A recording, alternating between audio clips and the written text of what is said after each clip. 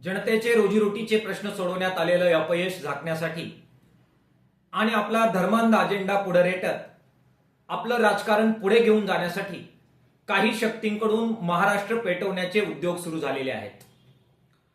राज्यात सत्तेवर असणारे मंत्री दिवसाढवळ्या रोज स्फोटक विधानं करतायत आणि जातीय तेढ निर्माण करण्याचा प्रयत्न करतायत.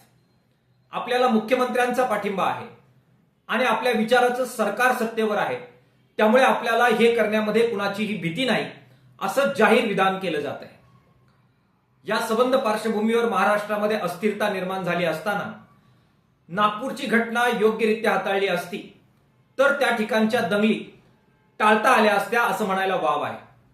मात्र कदाचित सत्ताधाऱ्यांनाच अशा प्रकारच्या दंगली आणि अस्थिरता हवी आहे काय असा प्रश्न या पार्श्वभूमीवर उपस्थित होतोय. मार्क्सवादी कम्युनिस्ट पक्ष राज्याच्या मुख्यमंत्र्यांना आणि गृहमंत्र्यांना आवाहन करतोय की त्यांनी या संपूर्ण पार्श्वभूमीवर आपलं राजकीय कर्तव्य आणि संविधानिक कर्तव्य निभवावं आणि तातडीनं हस्तक्षेप करत हे सबंध वातावरण जे नासवत आहे त्यांना अटकाव करावा, नागपूर घटनेची संपूर्ण न्यायालयीन चौकशी करावी आणि दोषींवर कडक कारवाई करावी आणि महाराष्ट्रामध्ये शांतता प्रस्थापित करावी असं आव्हान मुख्यमंत्र्यांना आम्ही करतोय. हा छत्रपती शिवाजी महाराजांचा महाराष्ट्र आहे. संत परंपरेचा आणि वारकरी परंपरेचा प्रेम आणि माणुसकीचा संदेश जपणारा महाराष्ट्र आहे.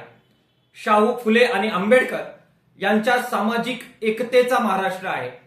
महाराष्ट्राच्या जनतेनं हे भान ठेवत या संपूर्ण प्रक्रियेमध्ये शांतता, संयम आणि विवेक पाळावा अशा प्रकारचं सुद्धा आव्हान जनतेला मार्क्सवादी कम्युनिस्ट पक्षाच्या वतीनं आम्ही करतो आहोत.